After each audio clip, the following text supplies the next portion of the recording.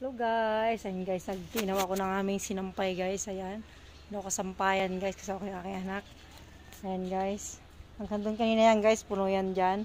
Ito guys, iniwanan ko is, mga basa pa siya guys. Ayan, mga basa pa ito guys.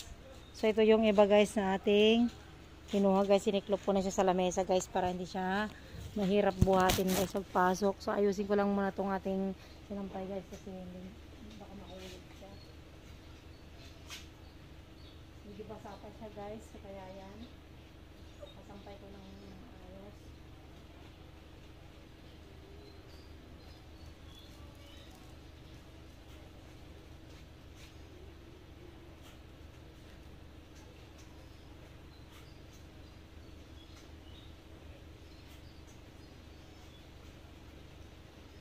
Naambon kasi guys, kaya pandalas namin pinasok guys yung aming sinampay guys yung sa labas. So ayan guys, ang dami siya guys. May papasok na namin guys kasi maulan na siya guys. Yun lang guys, thank you for watching.